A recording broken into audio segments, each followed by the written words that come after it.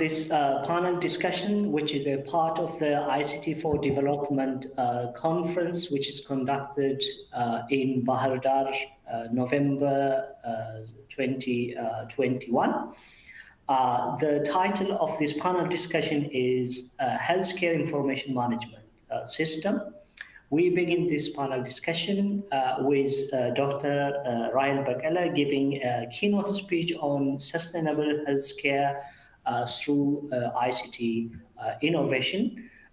Following the keynote speech, we're going to raise some issues which we can discuss. With this, now I pass the control to Dr.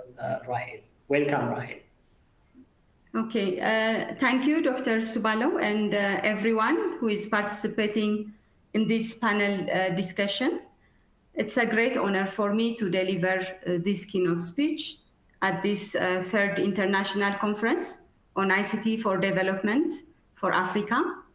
I would like to take this opportunity to thank all the organizers for this conference and also all paper presenters who have made great efforts and worked very hard to present their papers.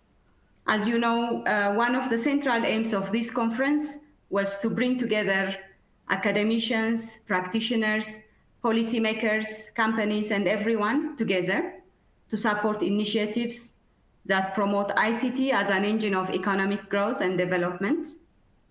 Although the environment which we originally planned is far from the situation we are in now, we should be grateful that the panel discussion is happening, and we still hope for a better future for Ethiopia, thinking of the many mothers and children suffering from the war. We also pray for fellow countrymen and women who are in difficult situation, not only because of the war, but also because of the pandemic. With all things considered, I'm thankful to those of you, especially Dr. Walter Nugus, who helped us make it to the gathering. And of course, let us appreciate the technology because this is a demonstration of ICT for development.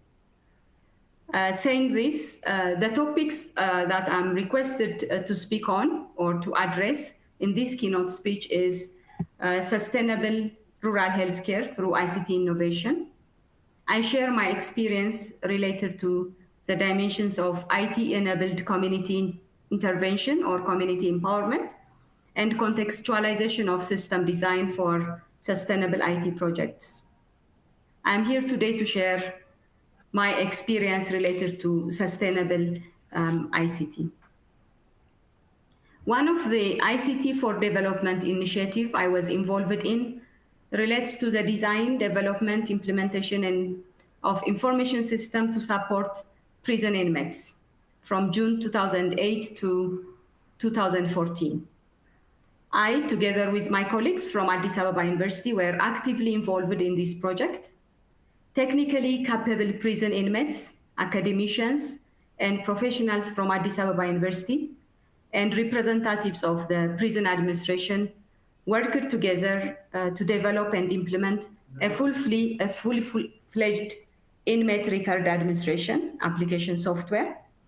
It was a delight for us to observe that as a result of this project, prisoners no longer missed their court appearance appointments, their actual release dates, and what have you. The prison administration also benefited from well-organized and updated data on prisoners, personnel, and court case records.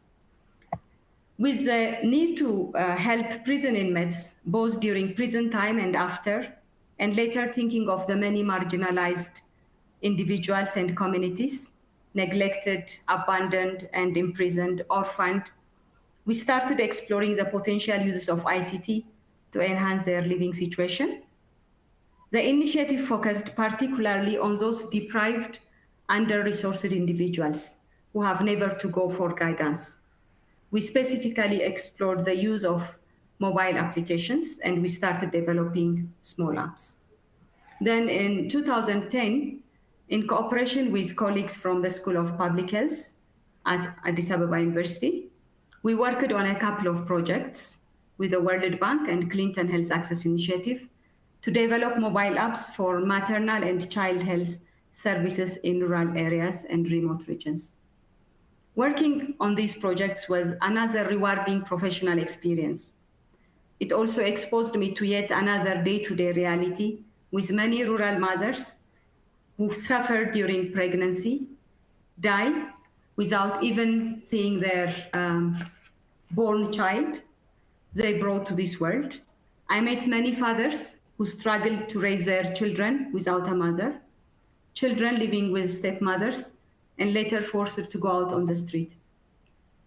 Furthermore, in almost every rural place we visited, there had already been ICT projects of various nature, which were discontinued for lack of budget or even lack of motivation from the part of the users, and many other reasons.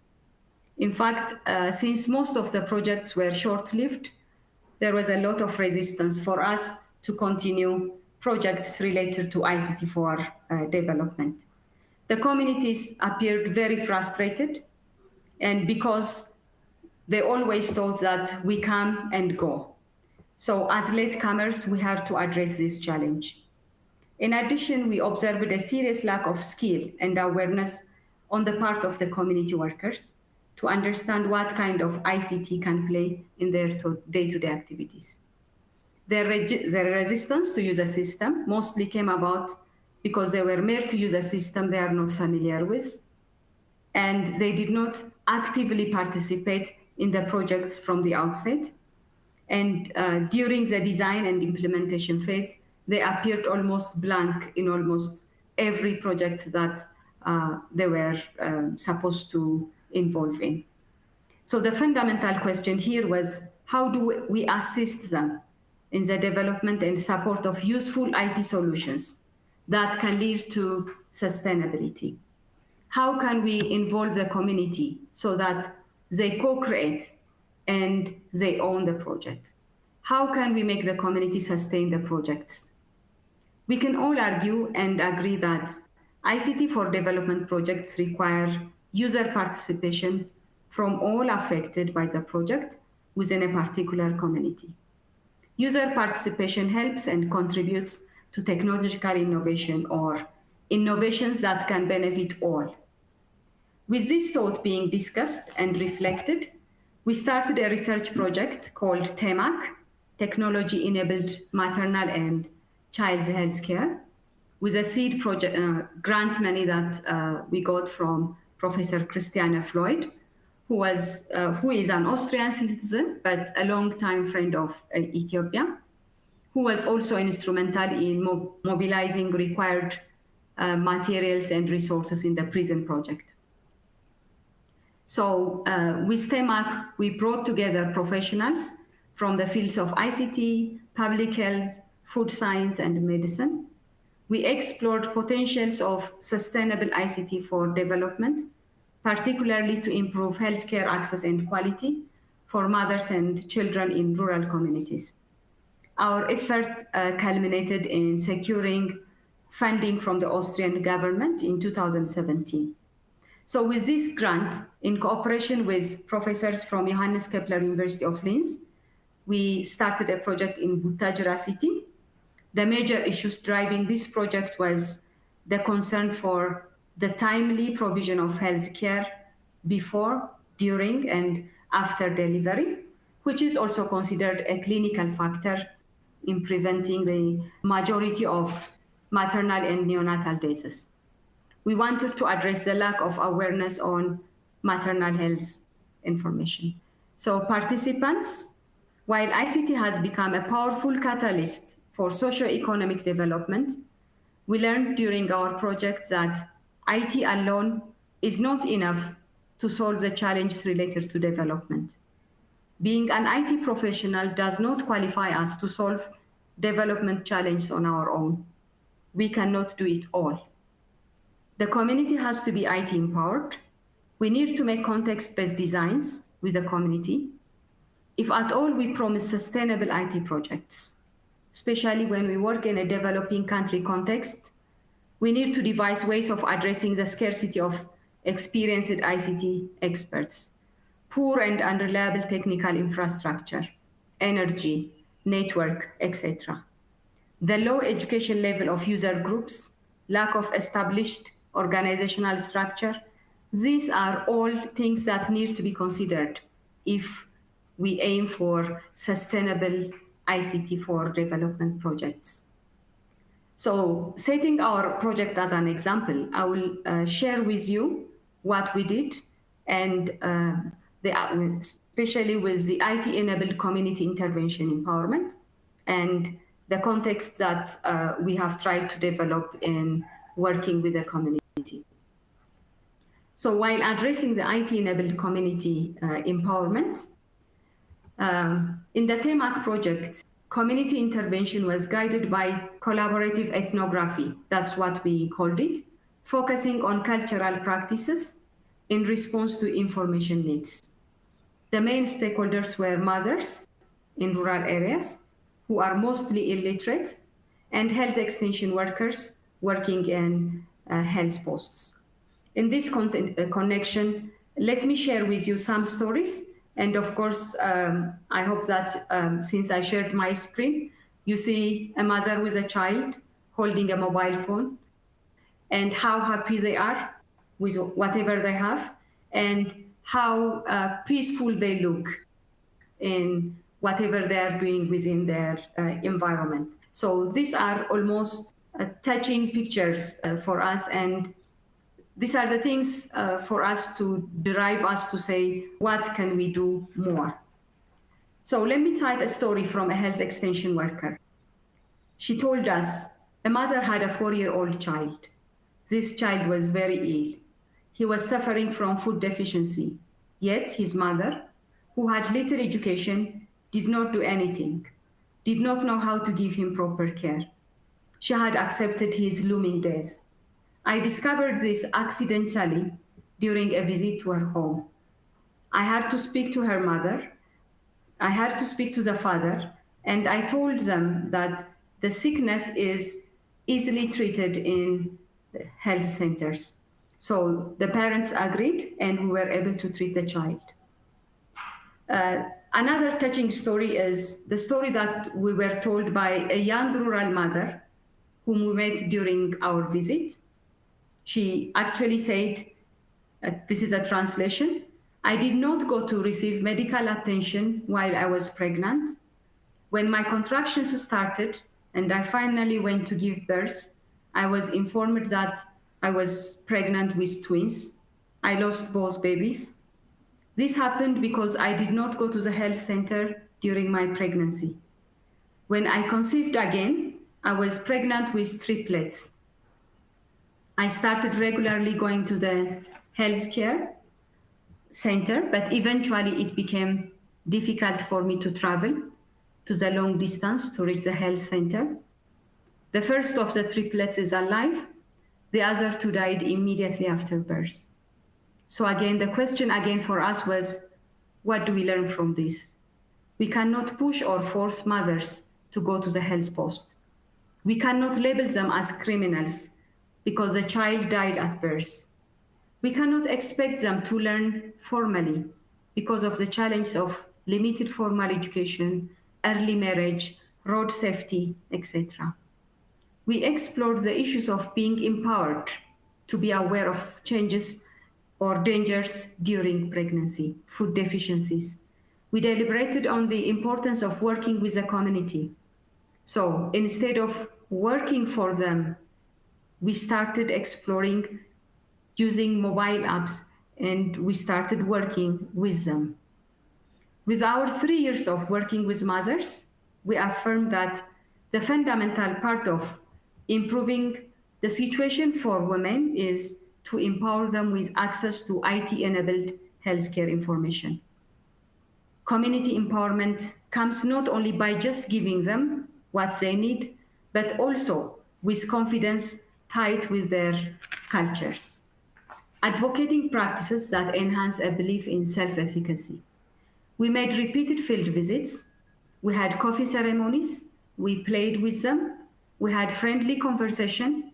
We drank coffee, and we even ate some of the food that they prepared for us. We tried to learn their local language, eating habits, and awareness on health practices. That's what we called collaborative ethnography. With the 250 mobile phones we distributed to the mothers, and with 1 year of close follow-up, they were able to share information even with their young ones. They were able to discuss the information they received. They encouraged each other to go to health centers for checkups. They become a reason for us to go back to the health posts to visit them. We found them that they were able to take pictures and play with the mobile phones.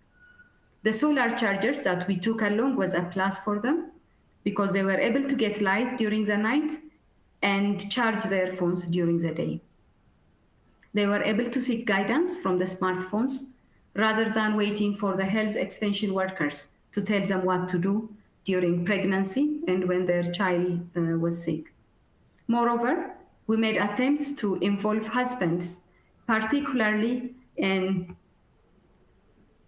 distribution of mobile phones and the training for mothers in using the mobile applications. So we find that, to our surprise, the husbands were more encouraging to the wives, and they encouraged them to go to the health centers. And in fact, they even started helping at home, which is normally not the culture in Ethiopia. So our intervention study indicated the percentage of husbands helping wives has increased significantly. Now, turning myself to contextualized IT system design, again, putting our work in the shoes of the stakeholders, predicting what technology will work best for users requires a deep understanding of their tasks, motivations, strategies, and detailed steps, as well as an overall grasp of how they go through their days, what technology they depend on, who is important to them, and their self-image. So examining what people do rather than what they say they do is considered a better indicator of the underlying user needs. So in our research project, we explored ethnographic methods and participatory design approach, usable and sustainable IT systems for maternal and child healthcare practices. We promoted on co-creation. We demonstrated the importance of reflection and communication among users, programmers, and stakeholders to design effective and efficient systems. So our project included the stakeholders, health officers, health extension workers in early stages of the design. We worked with the health extension workers and with the mothers. We critically reflected on design activities. We argued with them. We took negotiation as important instrument to enrich the design artifacts, to resolve the conflicts. So in effect, we made them become interested in the project. So in cases where we are in Addis, if 2 weeks passed, they will call and say, what happened to you? Aren't you coming to design with us? So paying these repeated visits to the workplace of health extension workers and living areas of mothers helps us to develop working relationships. The health extension workers played a role of designers on mobile applications. With co-creation and co-design of our apps, we were able to come up with images and text suitable for the culture and education level of the mothers. So overall, the use of the ethnographic methods and co-creation anchored collaborative reflection, and this is based on stakeholder active engagement. Most importantly, the users have become increasingly active participants in the deployment and use of the software tools and web-based systems that we have developed.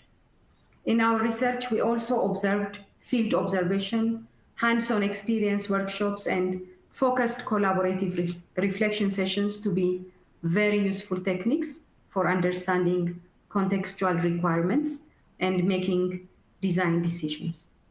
Having a tighter collaboration helped us to work with the health extension workers in a better environment. So in conclusion, the direct use of predetermined methods and practices and telling the community that we work for you and accept whatever we have brought to you is not going to work if we at all aim for sustainable ICT for development projects. Do not always help in achieving the desired productivity and quality constraints. We need to make use of participatory design, community training, in self-organized learning when adopting technology. We believe that an improved understanding of the rural healthcare environment and incorporating the contextual information in the design process can lead to a better and simpler design of ICT for development activities and to become a widespread application in the developing world. Going forward, we would need active involvement to the community.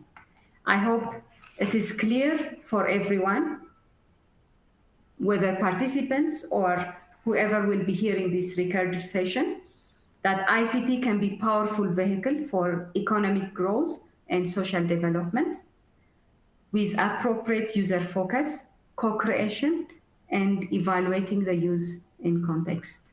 Thank you very much for your kind attention, and I hope the panel session will be a success and a very great contribution to every one of us. Thank you again.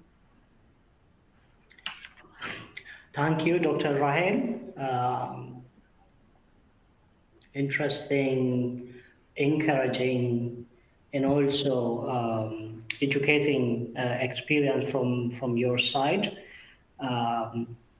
You have shed light into the greatness of the challenge, but at the same time, even if the challenge is great, surmounting this challenge begins with some steps forward, which you and your research team has started. I'm very thankful. So I begin the panel discussion. You can turn on your videos, but mute the mics. And I invite participants, if you have any similar stories to share, any experience of the use of ICT, sustainable ICT in healthcare system, any one of you who can share maybe for 1 or 2 minutes.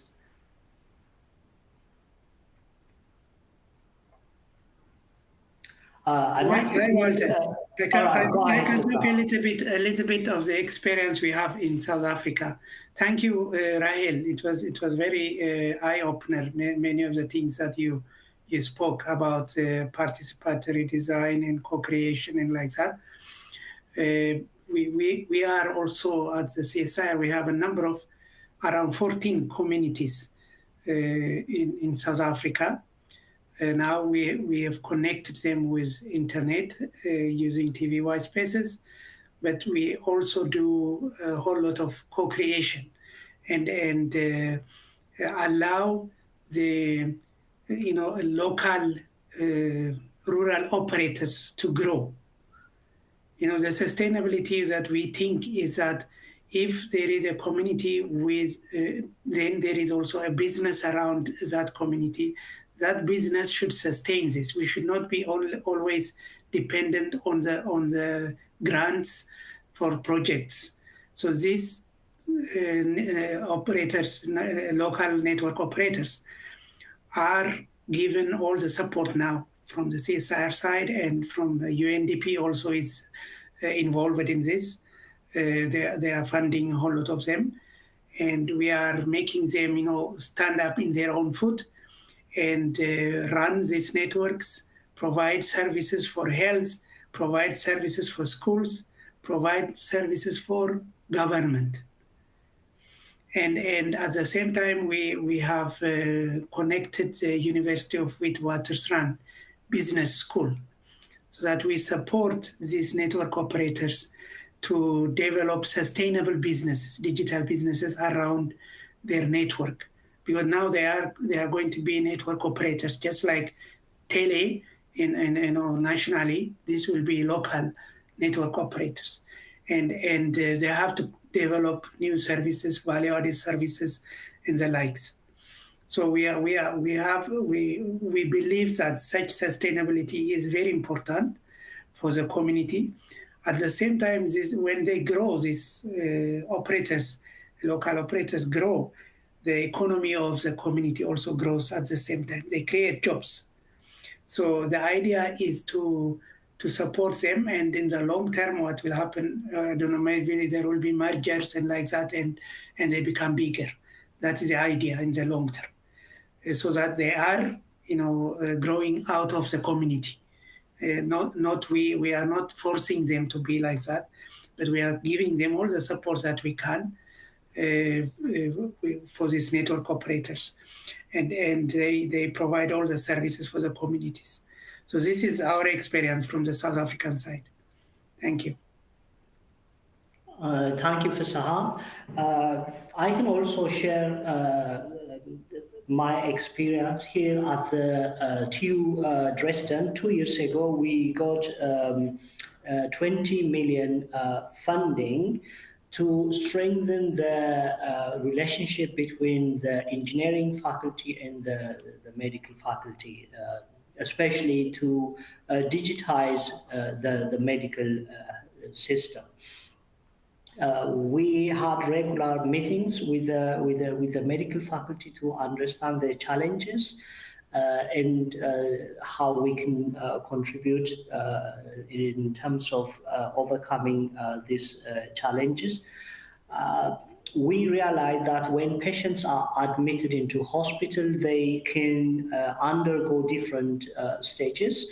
And even after they are released from hospital, they undergo different treatment stages outside, like a rehabilitation center, and then from a home assisted stage to finally independent living. This requires smooth transition, frequent exchange of medical records and feedback system, remote monitoring, and telemedicine. I was struck by one of Rahel's highlights when she gave the keynote speech.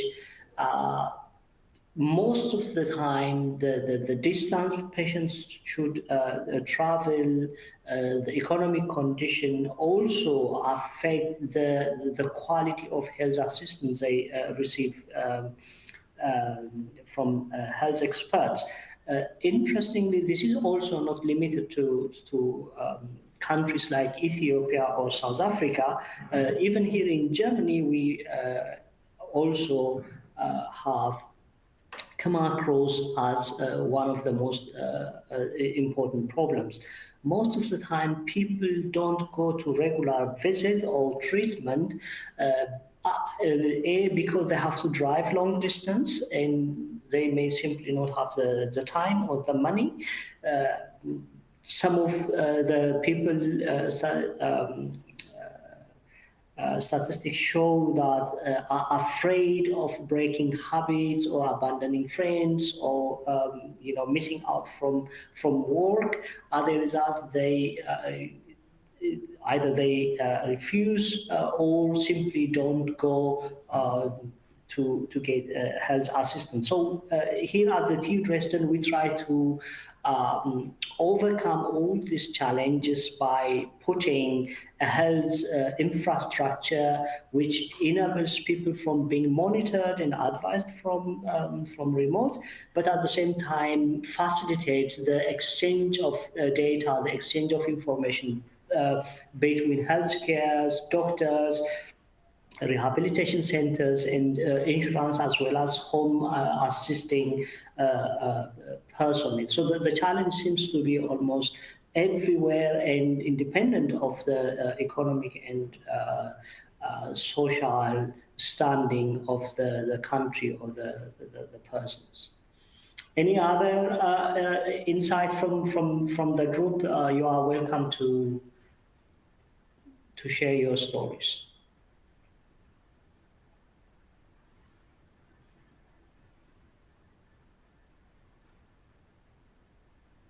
Okay, if there are no stories to be shared, the next thing is to ask Rahel some questions. Do you have any question to ask?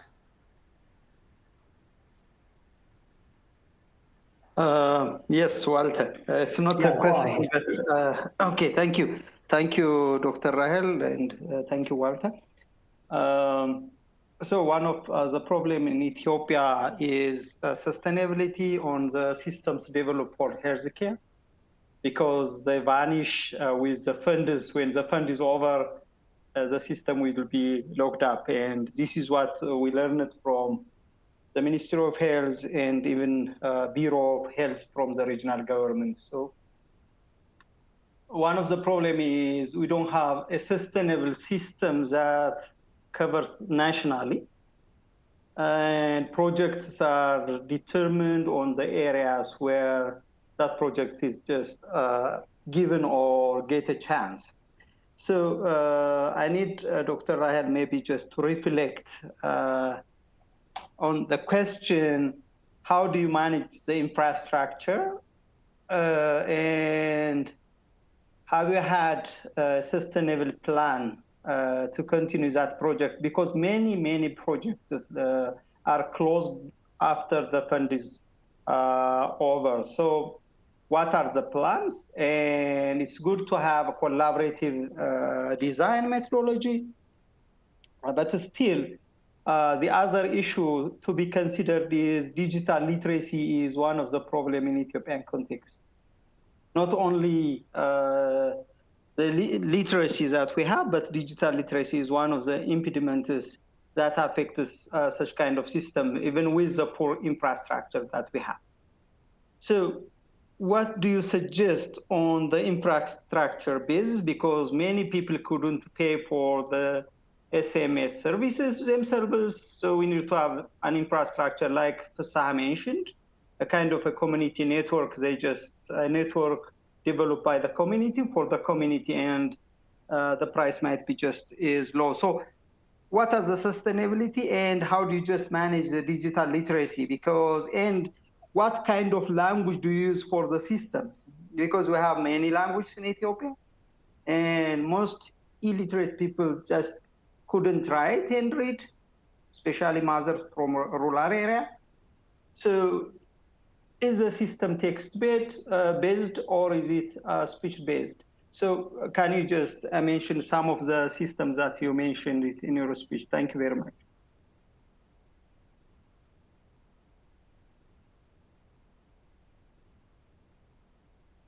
Shall I answer or? Yes, go ahead, Ryan. Okay, thank you very much. These are all very interesting questions. Of course, there is a problem of digital literacy, not only even digital literacy. There is this educational literacy, even they don't know numbers, and they only can speak the language. Fortunately for us in Butajira city, most of them spoke Amharic, and also side by side, some of them speak Guraginya, and there are also some others who speak the Orominya language. So what we did with the mobile application was, it was an offline application. Maybe I will make a note to send the APK of the mobile application that we have developed, so that everyone will be able to share. And this mobile application had six of the 19 packages that the Ministry of Health developed. These packages are antenatal care, postnatal care, vaccination, nutrition, sick child, and hygiene. So with these six packages, we tried to come up with a very concentrated and very relevant information for the mothers. And people from the School of Public Health advised us on the content, the Ministry of Health. And we gave them the mobile phone, so everything is in the mobile phone. With the mobile phone, we had voice and text for the ones who can read. And also, each of the communication was supported by image. For example, if a mother clicks a certain image, it will say, this is going to tell you about the antenatal care information. And then when she clicks again, it takes her to the antenatal care information and the various stages of pregnancy and the like. Not only sustainability, we had problems with the mother's fingers because the fingers are destroyed because of this traditional fire that they use for cooking. And because of the hard work, the screen does not feel the fingers of the mothers anymore.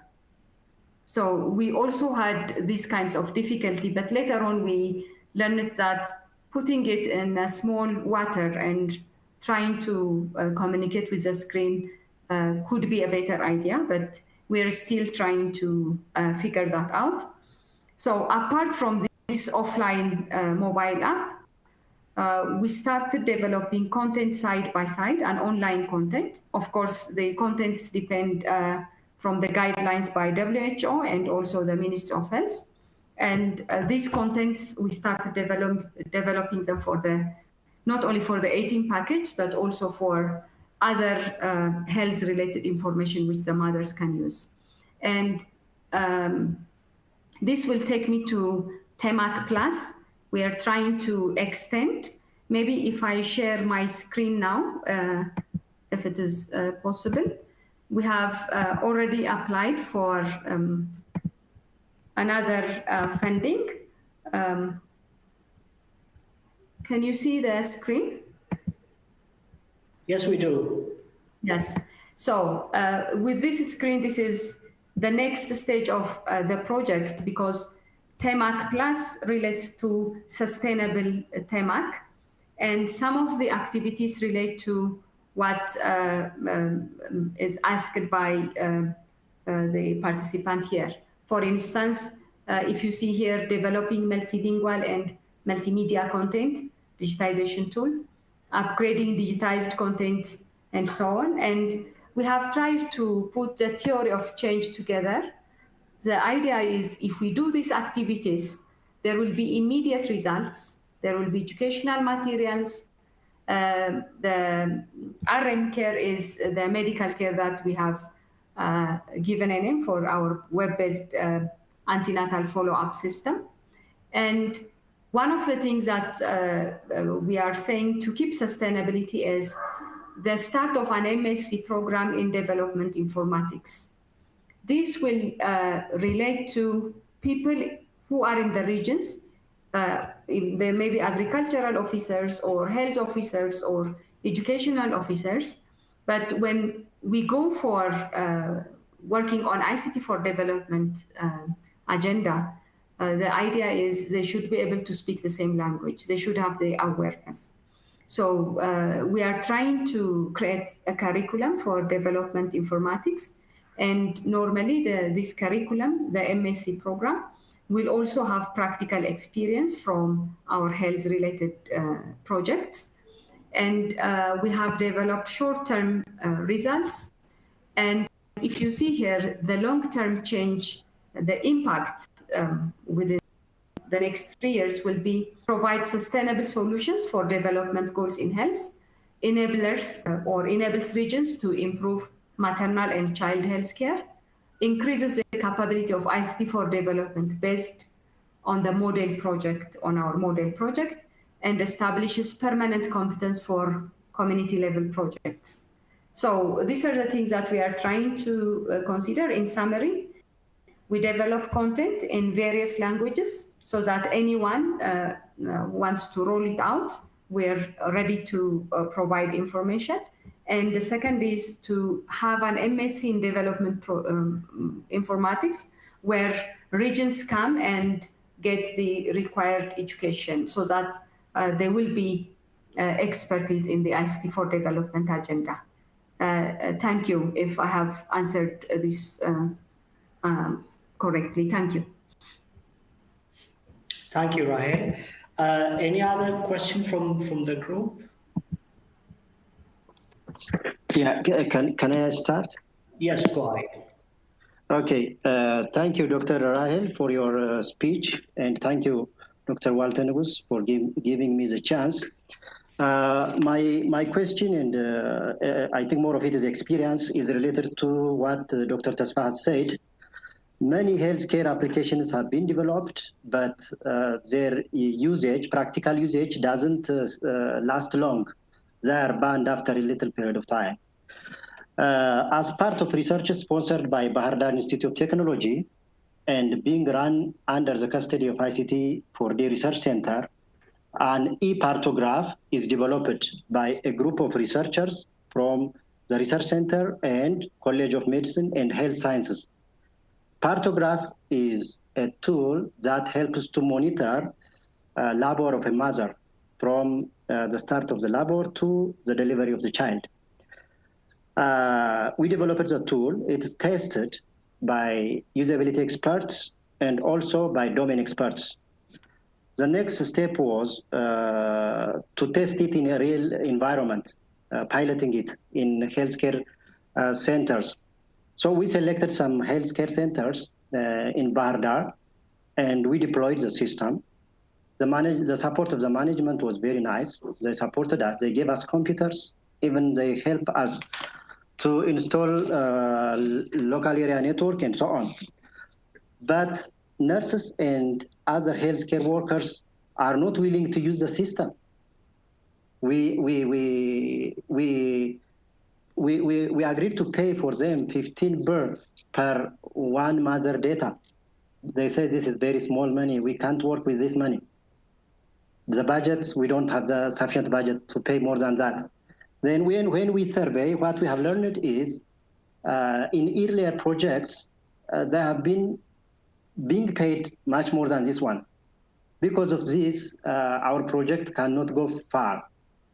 So I don't know if anyone participating in the panel discussion has faced such problem or solved such problems.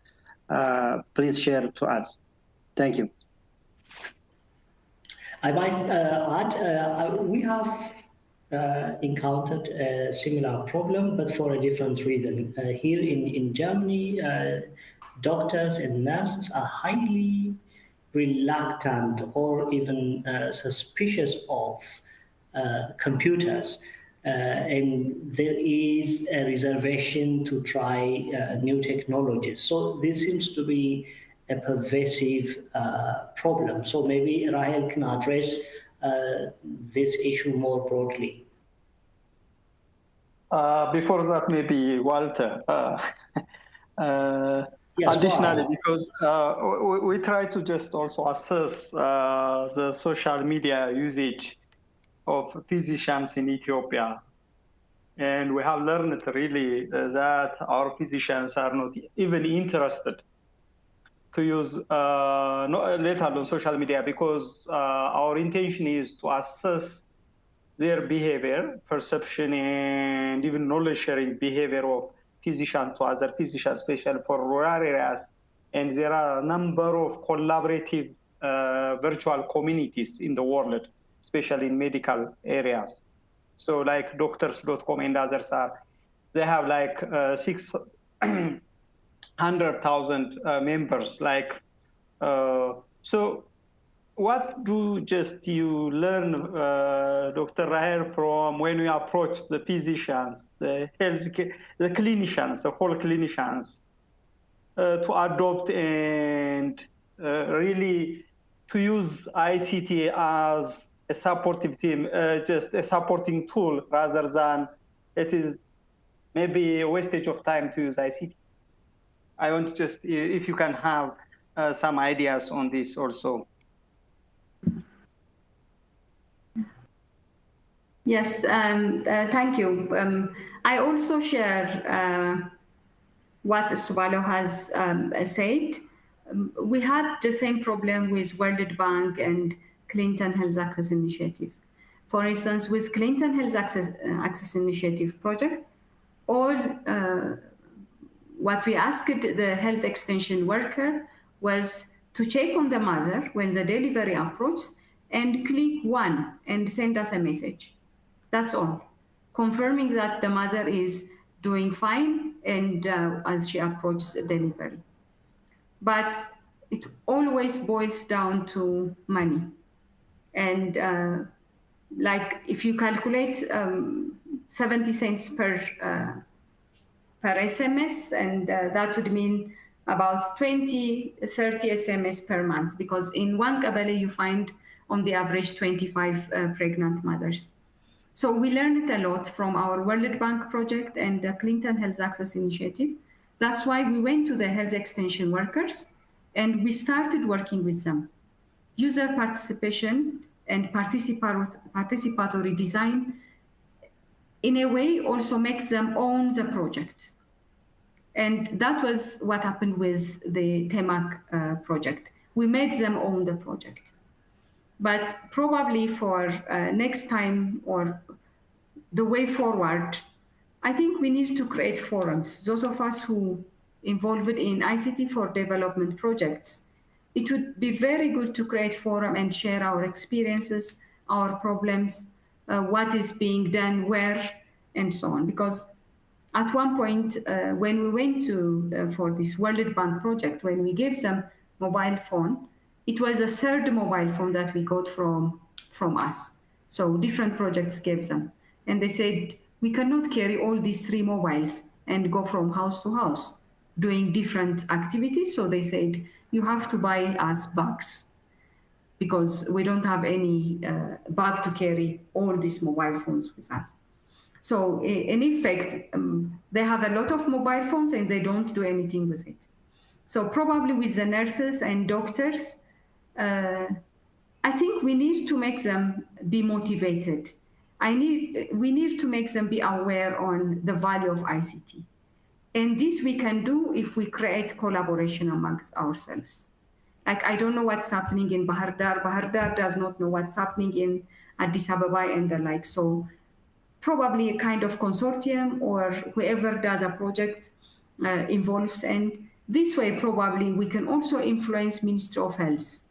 Instead of depending on foreigners to come and develop certain software, we can do a lot within our country based on the user needs. So that is one. And the second is maybe we can also collaborate on this development informatics master's program, which will take back more educated health officers, more educated Warada Bureau health officials, which could be also a good thing. So maybe we can also talk of the way forward as part of this panel or create another panel. Thank you very much. Thank you, Rahel. Very helpful insights from your side. Thank you, Subalo and Tasfa, for practical questions. Do we still have some questions for Rahel and for the whole panel? Okay, thank you. Can I ask some questions? Yes, go ahead. Yeah.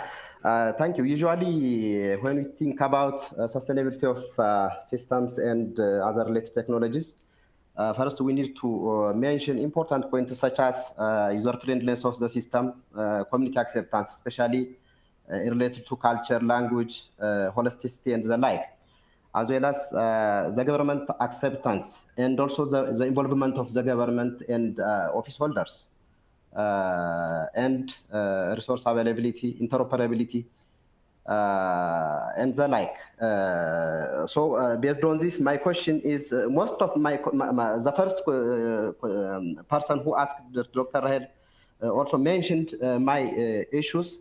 My next question is, how was the involvement of office holders other than health extension workers? Because they are key implementers of our such programs to make them sustainable. For example, how was the involvement of Minister of Health, Regional Health Bureau, and online offices? Because they are the key owners of the overall healthcare system, which is very important. And then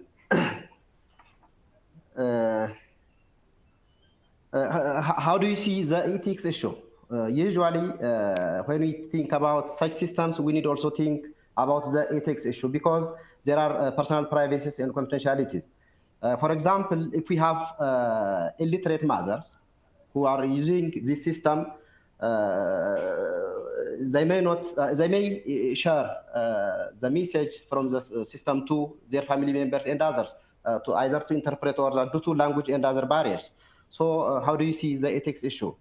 Because this might have a direct impact with system acceptance in relation to the government as well as the implementers. And how do you see even the data utilization from the system for decision makers? Can we generate data based on that, and we use that data for research and other decision-making purposes? Because all these are important just to establish such systems and make them sustainable with short or limited resources. And my next question is, can we use this system for other healthcare services such as non-communicable disease and infectious diseases, which are public health burden nowadays? If we see the trend in Ethiopia, non-communicable disease become the leading public health burden, especially to the rural communities. If we see the hospital and facility data, they become the leading data source. So can we extend such system for such other systems than any services? Because in resource developing countries, in limited resource countries, usually the office holders or the owners may prefer systems which is holistic. So can we extend such system for other healthcare systems? Thank you. Can I have a question? Yes, go ahead. Okay, first of all, I'm very thankful to Doctor. My question is, I think the research is a type of design science research type. So the main agenda here is creating an artifact that can answer the problem, that can address the problem. So my question is, when we are co-creating or co-designing, I think the difficult problem is here. How do you solve that problem? Because we collect information from these people, and these people, it is very difficult to get them collectively at some places. So how can you solve this problem when you are co-creating or co-designing the artifact? That is my question. The second one is, how can you, or how do you analyze, or how can you analyze the thematic? Finally, we have to have a requirement. That means we collect information from the users, and we have to have a thematic analysis that will be addressed in the artifact. How can you do that thematic analysis? What approach have you used or do you use? Another problem is, one of the problems in Africa is social and cultural problems. Artifacts may be developed in one area, but it is very difficult to be sustainable. In that case, how do you address the social and cultural problems? Of course, if you try to address the co-creation and the co-design activity, I believe that it tries to solve much of the problems. Again, the problem revolves around co-creation and co-design, because it is very difficult to find them collectively. And another one is, I know some design science research process model. That means the model created by Hevener. And it has about 4 stages in designing a system or an artifact by collecting data from the users. And how is this different from your approach from that, if you come across with that approach? These are my questions. Thank you very much. Okay, thank you, Dabas. Can I add a question? Ethiopia. Yes, thank you. And I'm glad to attend. Of course, I'm a bit late because I have a meeting. I had a meeting, but thank you, Rahel, for interesting talk and also the discussions. What I want to add is before the question, so here we have also another panelist, Isai Midaksa from eTech Share Company, and I would like to thank him for joining us because he is currently residing in US and he joined the session early morning at 5. And so maybe also in the discussion, we need to hear also from the company perspective that because eTech is developing the health management system, and they have been also studying the current strategy of the Ministry of Health in terms of digital solutions. So let us include also CISA and get to know from the company side. Thank you. Okay, maybe before we proceed, is it possible for Rahel to give some of your, to share some of your reflections, and then we can invite the others, Sisa and the others, in order not to lose track.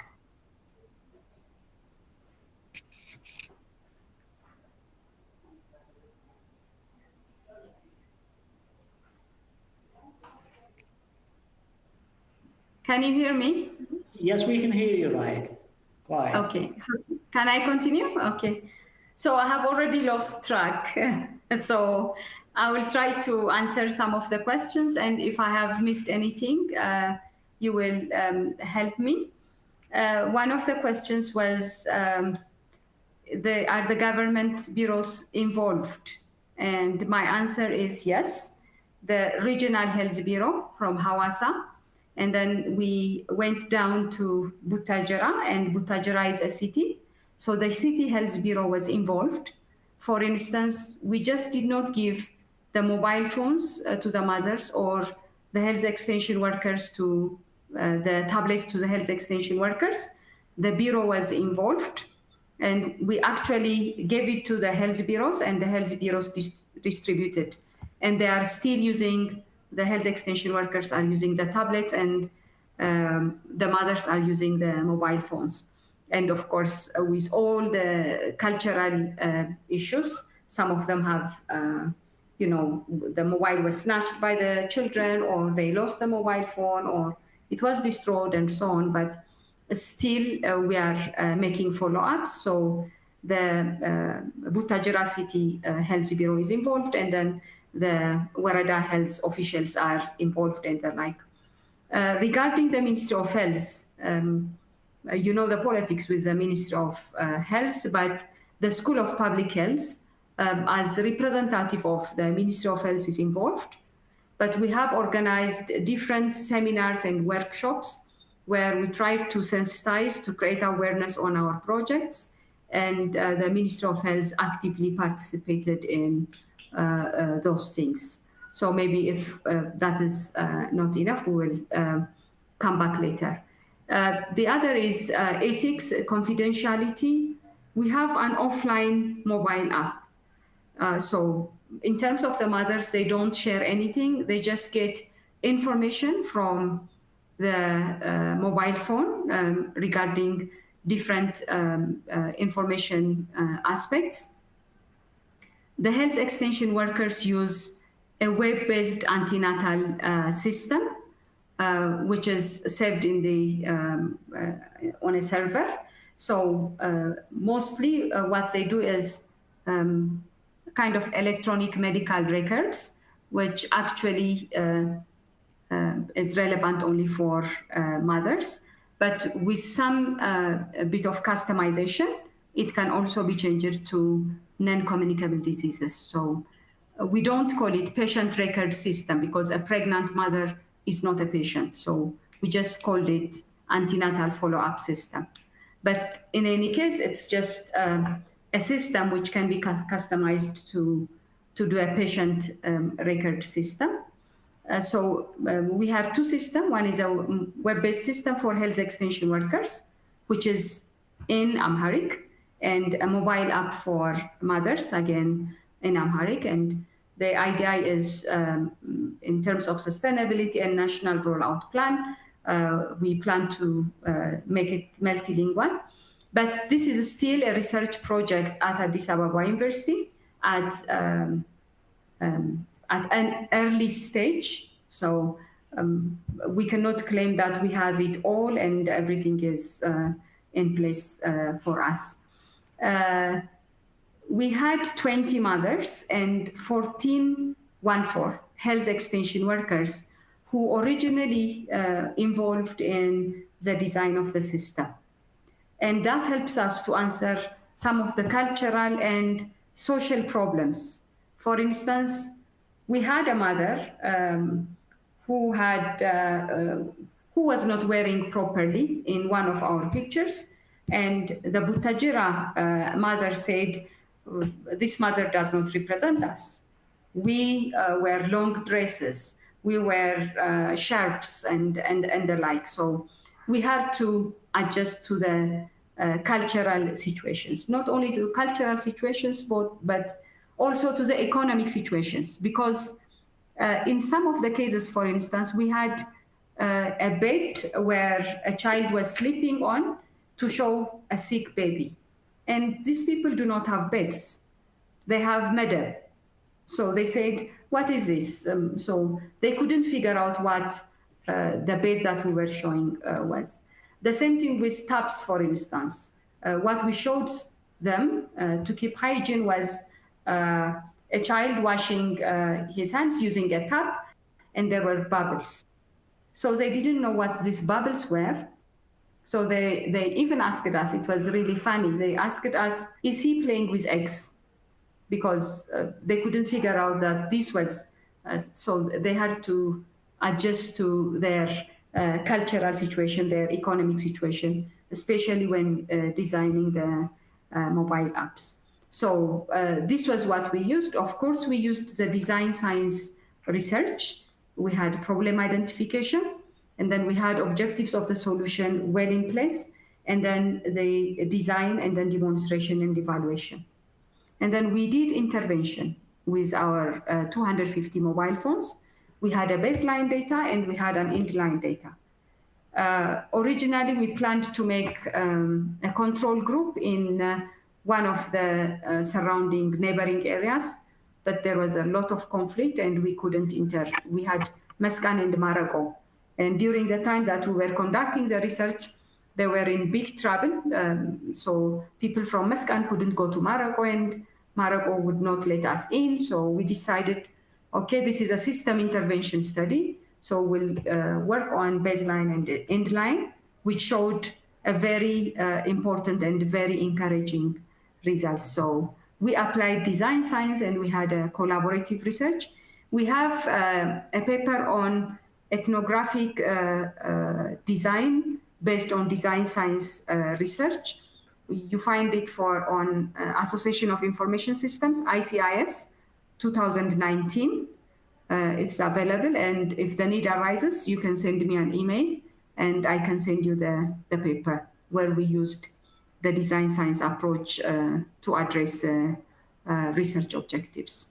I think more or less we have addressed, I thought I have addressed the question.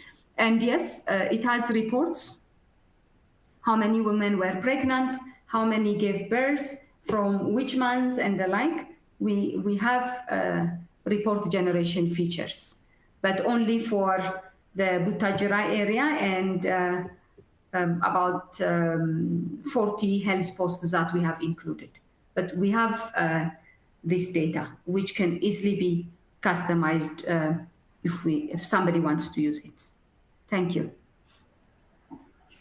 Thank you, Rahel.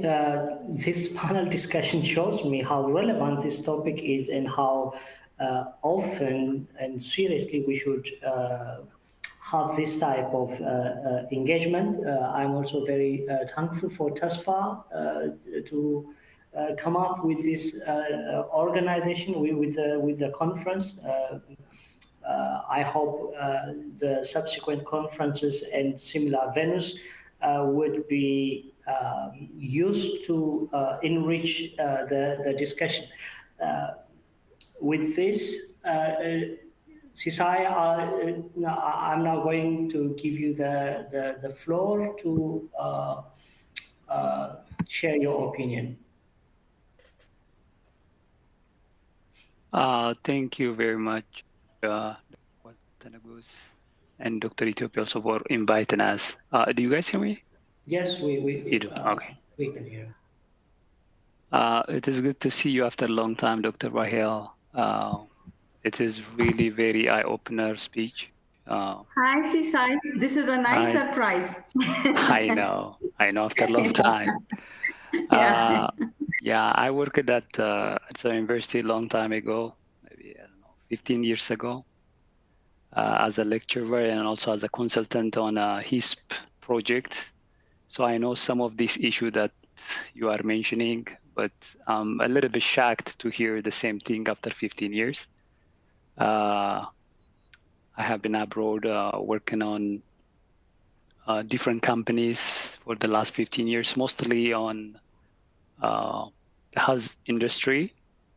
Currently, I'm working on for National Institute of Health on supporting different researches. Recently, we founded eTake to solve these kind of problems. And currently we are working on one system called HMS. We thought maybe it may address some of the problems, but now when I hear the issues in the rural area, maybe this really help us a lot, maybe to work with you guys to maybe address some of these issues. I just want to mention few things that I feel, especially when I see these things like after again long time. One thing that I see is there is a consistency issue working on these problems, because I remember 15 years ago on his project, I think there was around 3 initiatives that we were working on, one with Amara region, Oromia, and Addis Ababa. And coordinating these programs wasn't that easy. So one thing that I want to ask is, how are you guys collaborating with other initiatives? Maybe this is one initiative that you guys are working at Tajora. But if there are some other initiative, collaborating with all those initiatives will be, I think, a key. So from collaboration point of view, is there any platform that different initiatives communicate each other? I mean, eTake is one. eTake is working on HMA system, maybe some other programs also. I also learned it recently. I mean, 15 years ago, we have been working on DHIS 1 to address these issues. I learned recently DHIS 2 came into picture to implement all over Ethiopia.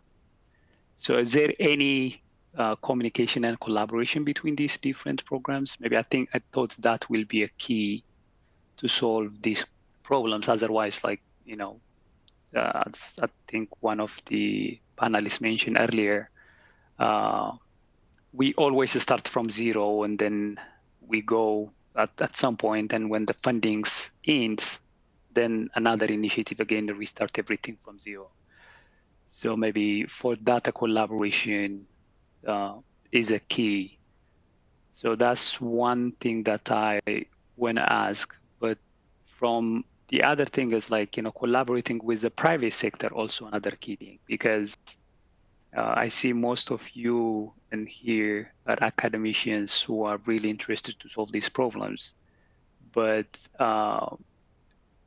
currently I'm living in US, and the US government works to address most of these kind of problems, working with the private sector.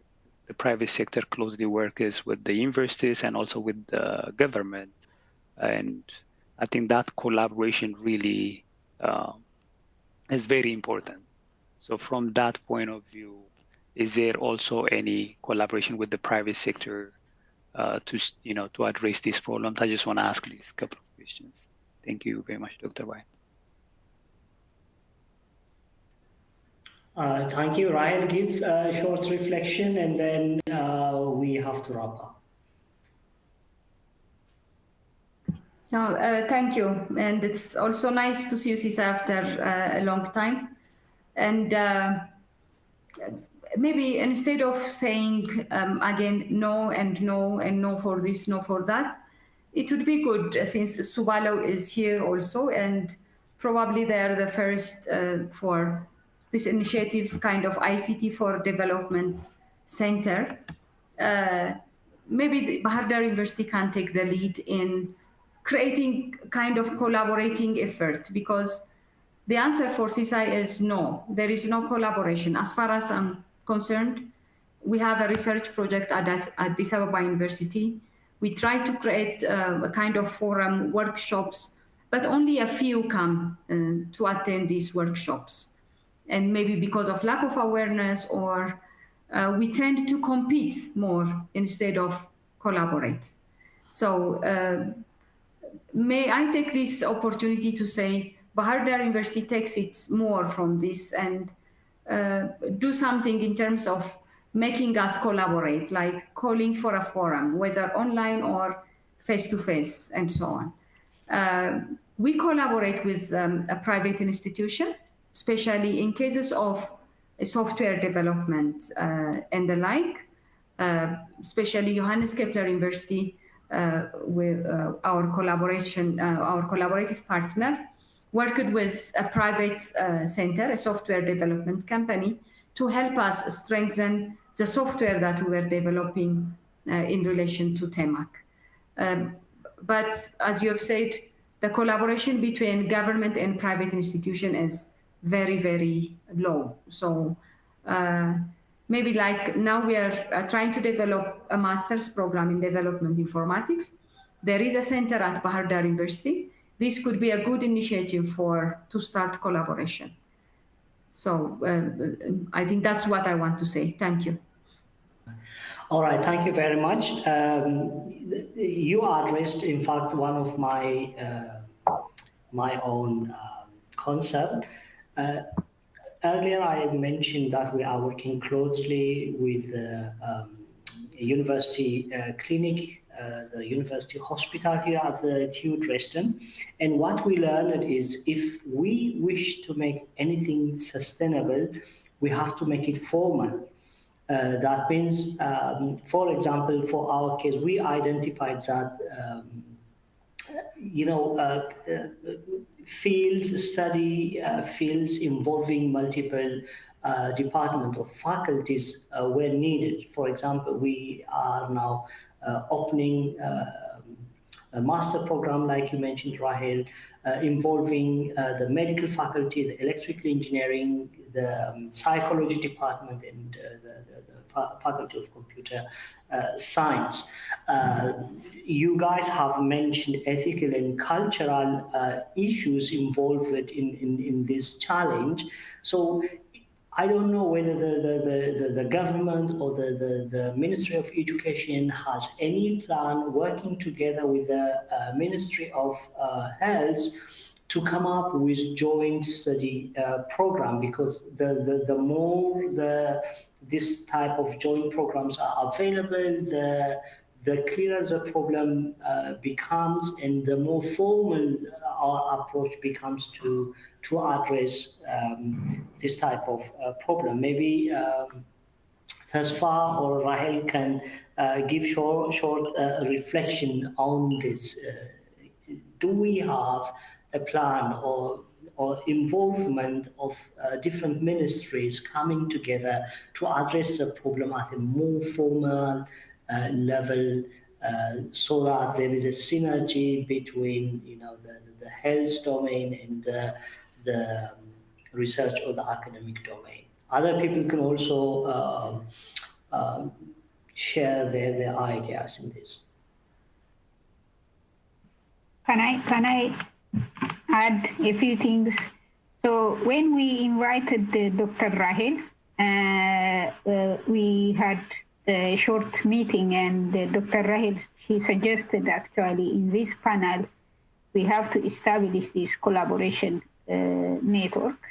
And that is one of the reasons that we have this panel. It is not only just to discuss the research-related questions, but how can we make the implementation move to practical solutions. And I think, as Dr. Rahel said, I will suggest that Dr. Subalo, he can take the lead as the director for the development, ICT for Development Center at Bahar Dar, and establish the collaboration. We can start by establishing some alliance or organization, and then we can start now from Dr. Rahil's team. Then from the private side, we have the ETEC, and then from the university side, we have the also we have Bardar. I think Dr. Mulusau is from medical profession, and then we have also Adana from Gondar University, if I'm not mistaken. And of course, I think all of those funding organizations or all of the initiatives, they should have some kind of there is some background. I tried to mute everybody, but I don't know where this background noise is coming. Can you mute yourself from?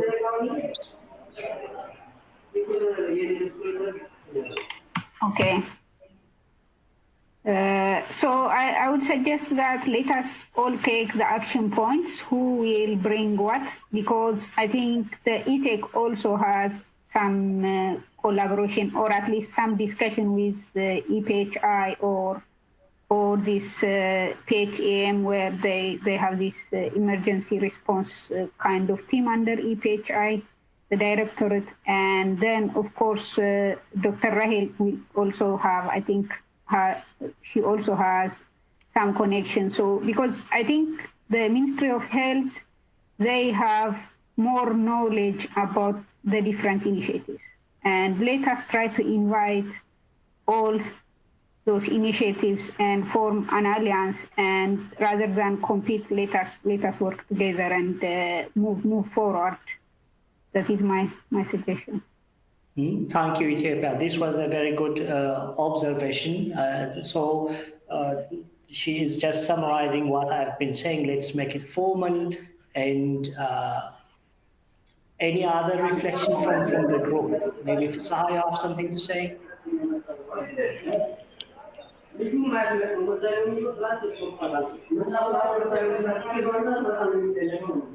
Okay, nothing. This Tesfa who is doing that. Can you mute? Okay, I think I have muted him. Go ahead, Fasaha. Okay.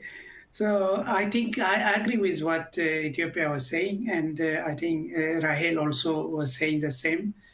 I think this could be one of the outcomes of this panel discussion, and the keynote which Rahel gave. Let us try to, feedback to our own organizations, what they think about such a collaboration. Each university, each business organization. And I think one of the things I would like to see in that type of collaboration is, empowering the communities so that they also make a business out of these services, medical services, so that they become also owners of this type of services within the communities, so that there is a sustainability aspect. Because as Subalo was mentioning, as soon as the grant money is dying, then the project also dies. Many of those projects are like that. So we need to have a sustainability aspect built in it, in this type of collaboration. And we hope that the business side, which CISA is doing also, is interested in supporting this type of sustainability issues. Because he said also after 15 years, it is almost similar type of problems still existing. So we need to get out of that, hopefully, with all the efforts from different organizations that can be possible. Thank you. Thank you all. By this, we come to the conclusion of our panel discussion. I would like to ask you to activate your videos so that everybody is on the screen, just for once. And then we can formally close the panel. So I'd like to ask everybody to come on board. Yes. Thank you. All right, so thank you, Rahel, for your keynote and for sharing your experiences. Thank you, everybody, for interesting and lively discussion. I would have loved to see you guys all face to face. Unfortunately, this was not the case. We all hope and wish peace to reign in Ethiopia soon, and hopefully we'll see each other next year or even before that. Until then, bye from me and have a nice day. Okay, thank you. Bye.